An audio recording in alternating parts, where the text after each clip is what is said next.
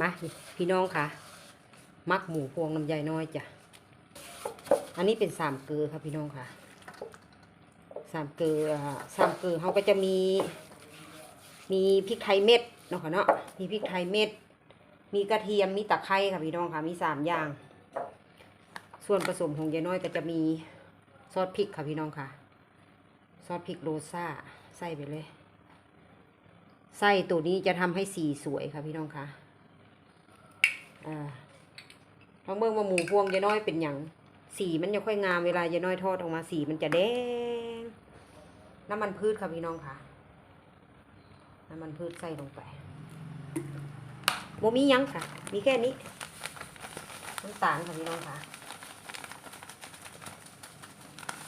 น้ำตาลหมูพวงยายน้อยจะบ่หวานเด้อค่ะบ่ออกหวานเด้อน้ำตาลเสร็จแล้วก็รสดีค่ะพี่น้องค่ะใส่ไปเลยค่ะชูรสค่ะเสร็จแล้วก็เกลือค่ะพี่น้องค่ะเกลือประมาณครึ่งถุงเนาะค่ะเนาะยายน้อยใส่ประมาณครึ่งถุงแค่นี้ค่ะพี่น้องค่ะสูตรหมูพวงยายน้อยที่ยายน้อยขายอยู่ทุกวันนี่ค่ะหมูจักโลบ่ฮู้เพราะว่ายายน้อยบ่ได้สั่งยายน้อยก็จะกะเอาค่ะก็จะประมาณน่าจะประมาณ50 พวงค่ะพี่น้องค่ะประมาณ50 พวง40 กว่าถึง50นี่แหละประมาณนี้แหละนี่เห็นบ่สีคนจะงามเห็นบ่นี่คือสีซอสพริกเลยค่ะพี่น้องค่ะซอสพริกโรซ่าใส่ไปเลยบ่ได้โฆษณาให้เพิ่นเด้อเพราะว่ายายน้อยใส่อยู่ยายน้อยใส่มันดียายน้อยก็บอกต่อแค่นี้ค่ะพี่น้องค่ะยายน้อยบ่ได้ใส่อย่างอื่นได้สูตรหมูพวงยายน้อยใส่ซ้ำนี้เป๊ะมาหมักมื้อนี้ยายน้อยขายทุกวันขายดีทุกวันค่ะพี่น้องค่ะ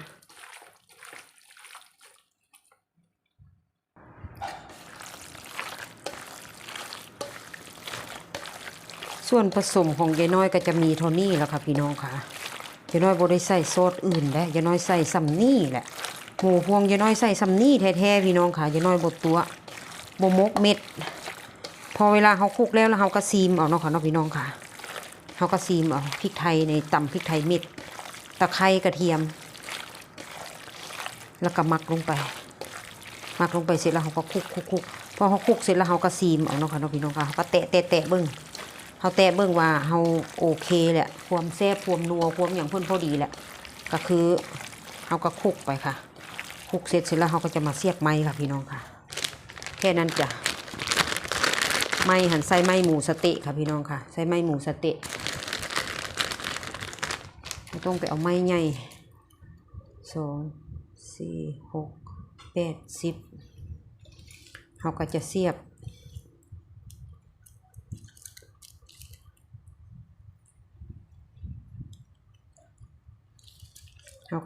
ไปเนาะบัดนี้เนาะเขาก็จะเสียบเขาก็จะเบิ่งว่าอันน้อยอันใหญ่อันซ้ำใดเขาก็เสียบนี่แหละที่ยายน้อยขายทุกมือหันพี่น้องค่ะนี่แหละขายดีพี่น้องเลยลูกค้ากินนะลูกค้าติดลูกค้ายายน้อยมีแต่ขาประจำเนี่ยทั้งขาประจำทั้งขาจรสูตรยายน้อยหันสูตรนี่แหละยายน้อยบ่ได้เอาสูตรไผเอาสูตรตัวเองเลยแซ่บรับรองนี่ค่ะพอเวลาเขาเสียบเขาก็จะเสียบแบบนี้นี่เวลาเขาเสียบเขาก็จะเสียบแบบนี้เนาะค่ะพี่น้องค่ะนี่ค่ะพอนั้นเสร็จแล้วเขาก็เอาเข้าซองฟิตไว้เข้าซองฟิตไว้ตื่นเช้ามาเขาก็มาลอยตอกค่ะกลางคืนเขาก็จะไอ้นั่นกลางคืนจังซี่เขาก็สิแซ่ตอกเอาไว้พอตื่นเช้ามาเสร็จเขาก็มาลอยตอกเขาเสียบเสร็จแล้วเขาเข้าซองฟิตไว้เนาะค่ะพี่น้องค่ะเข้าซองฟิตไว้แล้วก็ตื่นมาเขาก็มาลอยตอกเสร็จแล้วเขาก็ตัดปลายไม้ค่ะเขาก็ตัดปลายอันนี้ออกแล้วก็ไปตากแดดแค่นี้หมูพวงยายน้อยหันยายน้อยบ่ได้ใส่หยัง มักไก่คือกันพี่น้องค่ะมักไก่นี่มักไก่นี่ถ้าสมมุติว่าเรามักไก่นี่ห้ามขาดรากผักชีเด็ดขาดเลยโดยเฉพาะเครื่องในไก่เครื่องในพวกตับพวกกึ่นนี่ขาดรากผักชีบ่ได้3 เกลือมักไก่นี่หันต้องได้ใส่รากผักชีใส่ใบใส่อันนั้นเพิ่นแต่ว่าหมูนี่หันใส่ซ้ำนี่สูตรผู้ใดอย่าน้อยบ่ฮู้แต่อันนี้หันคือสูตรตัวเองเลยคิดเองคนเองเฮ็ดเองใส่เองแซ่บลูกค้านี่บ่มีคำว่าซื้อเธอเดียวแล้วบ่มากินอีกบ่มีทางอย่าน้อยการันตีเลยอย่าน้อยขาย20 บาทที่แรกอย่าน้อยขาย15 บาทพอทีนี้หมูมันขึ้นราคาอย่าน้อยก็เลยมาขึ้นเป็น20 บาท2 พวง35 2 พวง35 3 พวง50อย่าน้อยขายเบิดอย่าน้อยออกไปนี่บ่ายโมงบ่าย2 โมงอย่าน้อยขายถึง5 โมงเย็นเบิดแต่ละมื้อทุกมื้อข้าวเหนียวตอนนี้นึ่งข้าวเหนียวมื้อละ3 โลบ่มีหมูย่างเดียวได้อย่าน้อยขายจะมีข้าวกล้องพร้อมข้าวกล้องนี่ก็มื้อละ10 กล้องนี่แหละอย่าน้อยบ่ได้เฮ็ดหลายดอกแล้วก็มีพวกบางมื้อก็อาจจะมีลาบบางมื้อกับพวกมีพวกแกงหน่อไม้มกหน่อไม้น้ำพริกแล้วแต่ค่ะแล้วแต่ว่าเขามีอย่างอยู่ในตู้เขาก็เฮ็ดไปค่ะพี่น้องค่ะเฮ็ดคือเขากินกับข้าวแต่ละมื้อนี่แหละเฮ็ดแบบว่าโบจำจีแต่ว่าหมูพวงนี่หั่นหมูพวงนี่เป็นนางเอกเลยค่ะพี่น้องค่ะทุกมื้อหมูพวงนี่ลูกค้านี่โอ้ยออเดอร์ลูกค้าออฟฟิศมื้อละ200 300ลูกค้าออฟฟิศซื้อไปเลี้ยงลูกน้องได้ซื้อกินเองได้ลูกค้าอย่าน้อยนี่แหละอย่าน้อยใส่ซ้ำนี่แหละอย่าน้อยบ่ได้ใส่หยังน้ำมันพืชซอสพริกนี่ทำให้สีเพิ่นสวยเห็นป่ะเวลาเราทอดออกมานี่หันเหลืองอุ้ยหุยแล้วพอเวลาเราหมักไว้ข้ามคืนจังซี่นี่เพิ่นก็จะนุ่มค่ะพี่น้องค่ะเฮาก็เบิ่งให้เพิ่นซ้ำกันเวลาเฮาตอนน้อยตอนใหญ่ตอนอีหยังเฮาก็เบิ่งใส่กันเวลาเฮาเสียบมันนั่นสิเป็นออกมามันก็จะสิงามค่ะพี่น้องค่ะต้นสั้นต้นยาวให้มันบาลานซ์กันเห็นปะก็สิงามแบบนี้เห็นปะงามเลยมาพี่น้องค่ะหลังจากที่ยายน้อยเสียบไม้แล้วเนาะค่ะเนาะทีนี้ยายน้อยพามาห้อยตอกจ้าห้อยตอกเสร็จแล้วทีนี้ก็เราก็จะเก็บข้าวซองฟิตไว้เนาะค่ะเนาะพี่น้องค่ะเก็บข้าวซองฟิตไว้พอตื่นเช้ามาเราก็มาตัดปลายค่ะตัดปลายไม้เสร็จแล้วก็นี่ตัดปลายไม้ตรงนี้เนาะค่ะเนาะตัดปลายไม้ที่แหลมๆออกแล้วเราก็เอาไปตากแดดค่ะลอยไว้เสียบไม้มักหั่นค่ะพี่น้องค่ะซื้อหมูเนาะอันดับแรกก็ซื้อหมูมาแต่แมคโครเสร็จแล้วก็มาหั่นแล้วเรียบร้อยแล้วทีนี้เราก็ไปมักค่ะพี่น้องค่ะมักเสร็จแล้วก็มาเสียบไม้ค่ะเสียบไม้เสร็จแล้วก็มาลอยตอกค่ะหลายขั้นตอนพี่น้องค่ะอย่าน้อยเห็ดงามๆแบบนี้เลยให้ลูกค้ากินแซ่บพร้อมงามพร้อมค่ะพี่น้องค่ะลูกค้าเพิ่นเห็นเพิ่นก็อยากกินเนาะค่ะเนาะเสร็จแล้วเขาตากแดดแล้วเขาเวลาเขาไปขายเขาก็เฟนใส่หน้ารถเขางามค้าเพิ่นผ่านไปผ่านมาเพิ่นเห็นเพิ่นก็เวลาเขาทอดออกมาเพิ่นก็สีแดงเนาะพี่น้องเนาะทอดออกมาเพิ่นก็สีแดงแบบงามจ้ะแดงเป็นสีธรรมชาติค่ะพี่น้องค่ะบ่แม่นไปแดงที่แปลว่าเขาไปแดงใส่พวกสารพวกสีพวกหยังแบบนั้นเนาะค่ะเนาะมันเป็นแดงสีซอสพริกค่ะเพิ่นก็จะแซ่บค่ะพี่น้องค่ะเวลาเฮามักแล้วเพิ่นก็สิซึมเข้าไปเฮามักไว้คืนนึงเพิ่นก็สิซึมเข้าไปข้างในเพิ่นก็สิแซ่บแบบเดียวกับเฮาไปกินไก่ KFC เห็นบ่พี่น้องค่ะเวลาเฮาไปกินไก่ KFC เฮากินกับซอสพริกเห็นบ่เพิ่นสิแซ่บเห็นบ่อันนี้คือกันในเวลาเฮามามักหมูมักไก่คือกันเด้อพี่น้องค่ะมักไก่ก็ใส่สูตรนี่แหละ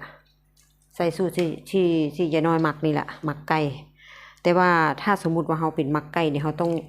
จะ3 เกลือเราเปลี่ยนจากตะไคร้เป็นรากผักชีเวลาเรามักไก่นี่เราก็จะตำกระเทียมตำ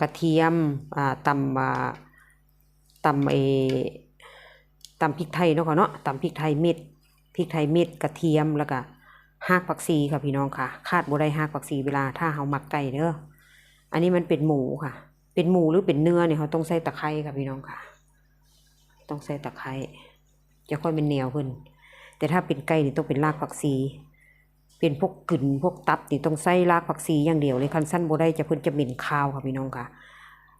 ถ้าหมักแบบสูตรยายน้อยนี่รับรองเลยไก่หั่นเวลาเฮาย่างนะเพิ่นจะเหลืองเพิ่นจะงามห้ามไปใส่ซีอิ๊วดำเด็ดขาด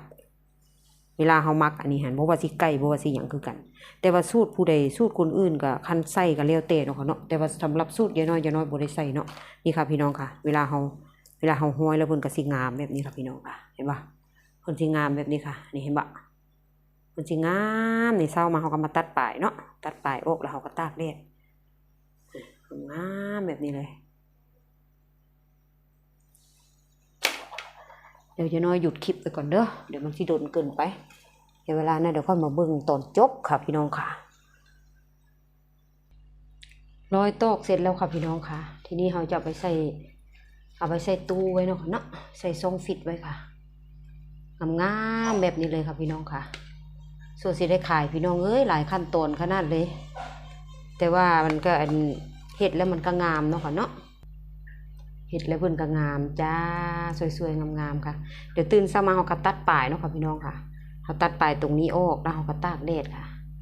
ตากแดดเสร็จแล้วก็ทอดงามๆสวยๆงามๆเลยจ้าขอบคุณที่เข้ามาชมคลิปให้ยายน้อยด้วยค่ะเด้อมาเบิ่งเด้อค่ะเด้อพี่น้องค่ะเฮ็ดกินก็ได้เฮ็ดขายก็ดีค่ะนี่ยายน้อยเฮ็ดขายค่ะขายทุกมือเบิดทุกมือค่ะพี่น้องค่ะสูตรนี่แหละค่ะสูตรของยายน้อยเองค่ะผู้ใดอยากเอาไปลองเบิ่งก็ลองเบิ่งเด้อค่ะเด้อพี่น้องค่ะไปเสร็จแล้วพี่น้องค่ะทีนี้เอาไปใส่ตู้ค่ะใส่ซองฟิตงามบ่พี่น้องค่ะงามบ่พอเด้อแซ่บพร้อมเด้อหมูพวงยายน้อยแซ่บเลยจ้ามื้อนี้ได้52พวงค่ะพี่น้องค่ะ52พวงจ้างามแบบนี้เลยจ้าหมักเสร็จแล้วก็เสียบไม้แล้วก็ร้อยตอก